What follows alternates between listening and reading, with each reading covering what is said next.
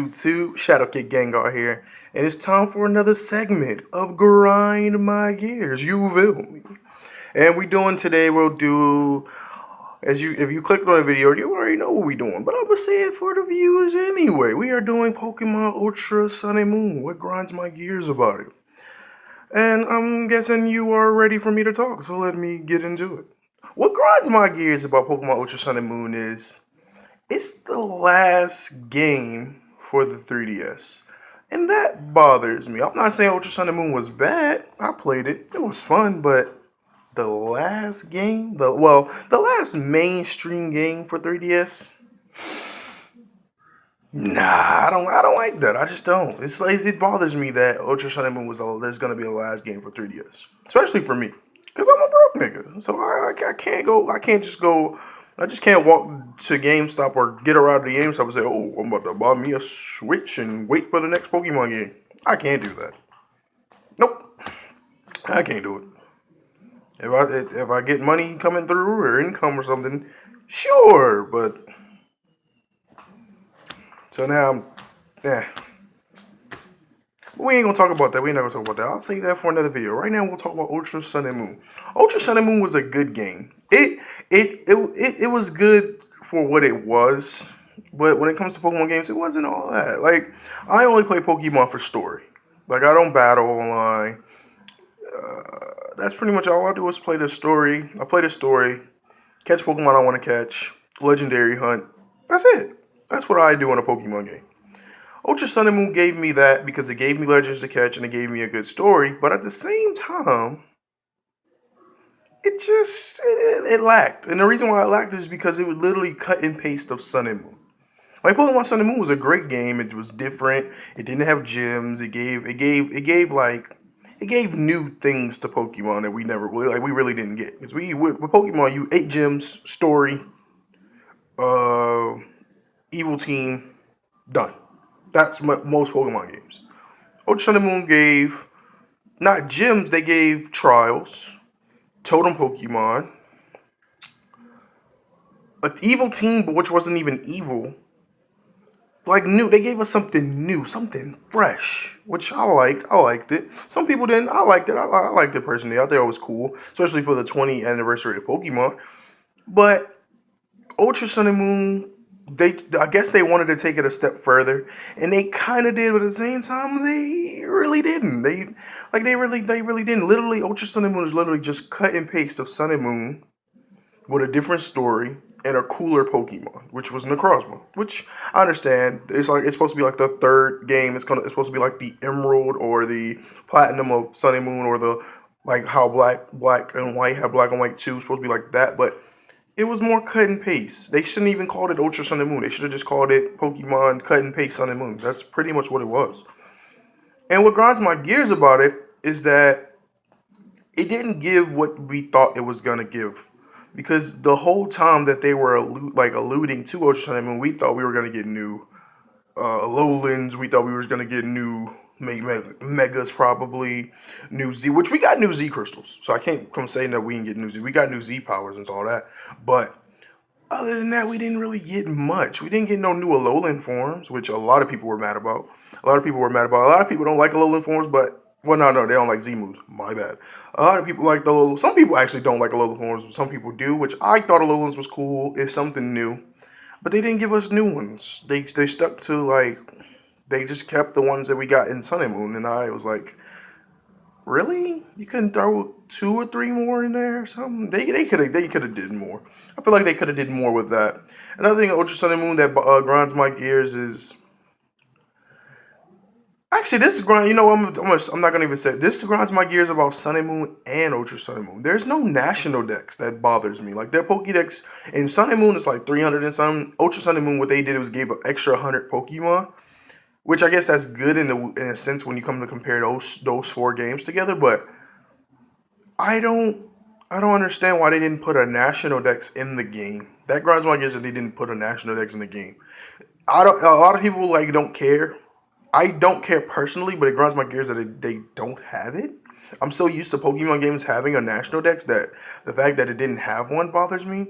And I don't know if X and Y had one or not. I feel like they did, but if they didn't, then I'm just tripping. But that grinds my gears a little bit. Like they didn't have a national dex, that grinds my gears. And I don't understand why, but it is what it is.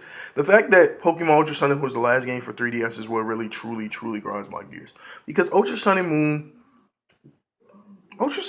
was just eh. And maybe it's my fault because I did watch a lot of people spoil it or playthroughs before I even got the game.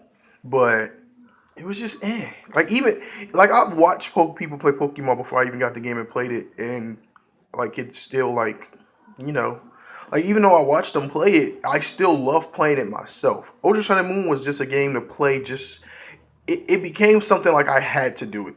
It wasn't something, oh, I just want. At first I just wanted it, but after watching people play it, it was something like, oh, I just had to play it. Even though I was like, I just had to play it. That's what it became. It became something to where, oh, I want it. To I need to play it. And that bothers me. It bothers me that Ultra Sun and Moon was the last game for 3DS mostly. That's what mostly grinds my gears about this game. Other than that, the lack of story bothered me about Ultra Sun and Moon 2. Now, Sun and Moon story was good. Sun and Moon story was good. The little parts and a little tweaky. But other than that, Sun and Moon story was good. Ultra Sun and Moon story was better than Sun and Moon's, but it's not what I wanted. I don't know about everybody else, but I know it's not what I wanted. Because like I said, cut and paste. It's still literally Sun and Moon's story, but it has that interesting twist. The only thing that gave the story really good meaning was the twist. That twist really helped it. That Necrozma taking the light really helped. But the thing about that twist was they didn't really give us much detail on it. You feel me? Like, Necrozma woke up, he wants the light, he's taking the light, he's in pain. They didn't give us a story on it. They didn't tell us nothing about Necrozma, like talking about, except that he took the light of another world. That was it. I wanted more background on it. And maybe it'll come in the anime. Maybe they didn't do it in the game because it'll spoil the anime. Maybe that's why. But it just grinds my gears that they didn't give us a lot. They didn't give us a lot. And the story, and that little part of the story was fast, really, because you really didn't do anything. When you, like other games where you go do legends and stuff, you fight all the teams and all of that, and then go. With this, you did. Like, yeah, you fought the Aether Foundation when they would like in like regular Sun and Moon, but that wasn't much. You fought the Aether Foundation, you fought some Team Skull members, and then you did the same thing you did in Sun and Moon. With the Necrozma thing, I would expect to go to the wormhole, and when you're going up the tower to go fight it, you would fight trainers along the way. That's what I was expecting, or fighting people that wanted to protect it, or I don't know. It just was. And then the Ultra Recon Squad. They truly grind my gears. They were there for no reason. Yes, their world. Okay, I understand their world. Their light is going because of Necrozma, but they didn't do anything. What was no point of making them, like, talking about it? If you were to make them, you should just make it so they stayed in their own world. And then you meet them when you went to their world to deal with Necrozma's nonsense. Like, maybe you could show Lucamine talking to them through a monitor, like them making plans together, but them coming to, like, the Pokemon world itself,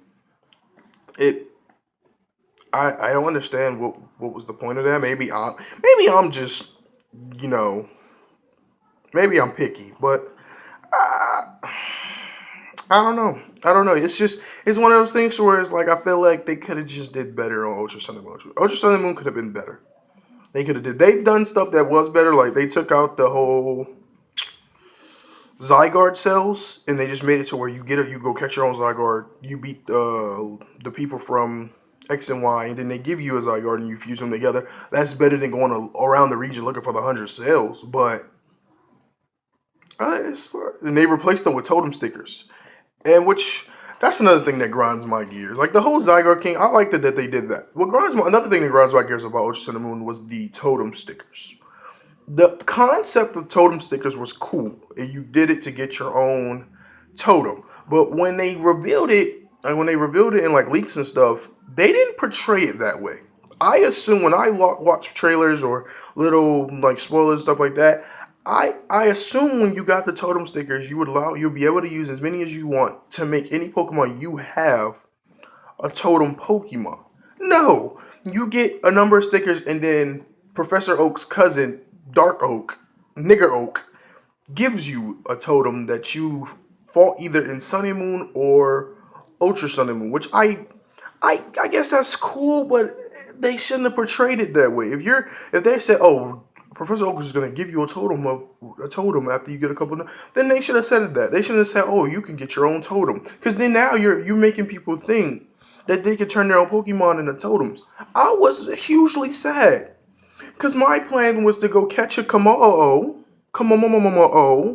and then make him a totem. No, they give you one. I don't know. I want my own Pokemon to be a totem. I don't want to go, oh, they give me a totem. No, I want to turn my Pokemon into the totem. And I feel like they should have did that.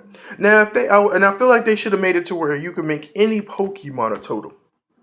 Now, if you want to make it to where you only can do it to Pokemon that's exclusively in the game, or you can't do it to legendaries, that's fine. I can understand why you wouldn't want to make a legendary totem. That's a big. I'll make a totem Groudon. Yo, people would hate me. I'll make a totem Groudon, dog. That just gonna cover the whole screen. But like that's kind of like I feel like they should have did it that way. They should have did it to where you can make any Pokemon you have a totem. That would have been lit. Ultra Sun and Moon would have been hype. People would have just been making totems left and right.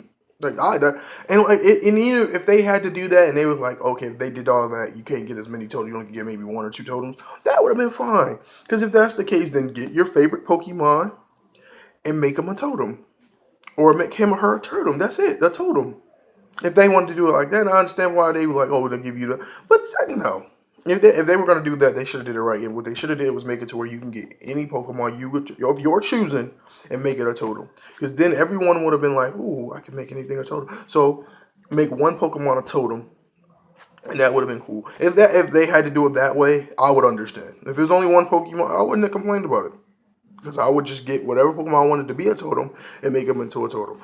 I would have made either Blaziken or Gengar or any other Pokemon. Any other Pokemon I would have made a totem. And it's just, that's all they had to do. What else on Pokemon? Another thing that Pokemon Ultra Sun and Moon. This is not just Ultra Sun and Moon. This is Sun and Moon itself as well. Another thing that grinds my gears about Pokemon Ultra Sun and Moon and Sun and Moon is the battle tree. Yeah, the battle tree. I don't like that. I don't like that whole GP thing. I never liked that in Pokemon, but for some reason in Ultra Sun and Moon, I really don't like it. And the reason why I don't like it is because of the Mega Stones. I understand that Sun and Moon and Ultra Sun and Moon was supposed to be not about the Mega Stone. Like Mega is supposed to be all about Z moves. But I feel like they shouldn't have put it in the battle tree. So everybody has to go to the battle tree and fight in the battle tree just to get Mega Stones. I don't like that. And my friends is like, well, because one of my friends, he does it, and he's like, oh, you just got to fight up to like 20 people, and then you get more points as you go along. And I'm like, that's cool enough, but I feel like I shouldn't have to do that. I feel like if you have Megas in the game, if you didn't want people to use Mega Evolution to after the game, like after story-wise, like, post-game, I guess that's what people call it, then they should have just made it to where you couldn't get them into post-game, and then after that, they're scattered all across the region, and you got to go find them. I would rather do that than go through a battle tree and fight 20 or 30 AIs just to get one Mega Stone, and then I got to do it over and over and over again just to get the Mega Stones that I want. I don't like that. Now, I don't battle, like I said, I don't battle online, so me getting the Mega Stone really isn't that important. For me, I would rather get the Mega during the story so I could use whatever Mega I want to use. I'm sad that I have to wait until after game and go fight 30, 40 AIs just to get a Gengar right. That's dumb. I don't like that. In Sun and Moon, I didn't really care because they gave out mystery gifts. And you got the stones. You just didn't get all of them, but you got some of them. It grinds my gears that they did that.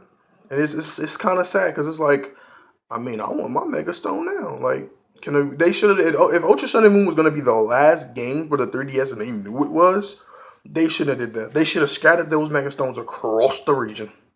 And then people would have got them and used them. And the reason why they didn't do that is because they knew Megas was going to overshine Z moves. The other thing that grinds my gears is they try to make Z moves better than Megas. No, dog. No. I mean, like everyone loves Mega Evolution. A lot of people don't like it, but most people that play Pokemon now like Megas. Some Megas look stupid, but other Megas look dope. And I love Megas. I like Megas more than Z moves. I'm not saying Z moves don't look cool. I think Z moves are cool, but I like Megas more. And that's another thing about Ultra Sun and Moon that grinds my gears, that they made it. They made the Megas like they did the Megas like that. The only one Mega you get is the same one you get in Sun and Moon, which is Alakazam. For all the people that love Alakazam, I like them. For all the people that do love them, like, this is very well, y'all some lucky Negroes. Cause I ain't getting no Gengar. I would rather they had did it like that, to where in Ultra Sun you get Alakazam, and then in Ultra Moon you get Gengars. That would have been dope. I played Ultra Moon anyway, so I would have had Gengars. At least I would have had something. But it doesn't even matter, because it's like at the end of the day you didn't get the Mega Ring until after the game. So I got one Mega Stone. The only Mega Stone I have is Mewtwo Y. And the only reason I have it is because I had it in regular Sun and Moon. And I transferred it over to my Ultra. Well, I didn't transfer. I traded it over to my Ultra Sun and Moon. Well, Ultra Moon. So that's another thing that grinds my gears about Ultra Sun and Moon is that for the Mega Stones. But other than that, there's nothing else that really grinds my gears. It just bothers me that they did that. It bothers me a lot that they did that in Pokemon Ultra Sun and Moon. Another thing that Ultra Sun and Moon that bothered me, it's not much, because it was a good game. It's just a lack of story, I guess. Oh, what grinds my gears is post-game story. Now, it was cool. It was cool of them to do it, because it was kind of cool when they did it, the whole you at the battle Rainbow Rocket. Rainbow Rocket wasn't all what everyone hyped it up to be. When I started Rainbow Rocket, I assumed Rainbow Rocket would be spread out all throughout the Alolas. You got to go through each island to fight them and deal with them. And then when you beat all of them, you go fight Giovanni. I got that, but I didn't get it the way I wanted to get it. They literally took over the Aether Foundation, and you went into that household and went all around, fighting this, solving weird puzzles, and then fighting each one, and then go and fight Giovanni. That was dumb. It was really dumb. It was smart, because it gives us that recap that we like. Because all the past villains, I get to fight them. But other than that, it didn't give us much. It gave us something. So I guess I give them that. But it didn't give us at least what I wanted. I would have rather Team Rainbow Rocket came down, took over the whole region, and you gotta go to each island dealing with them.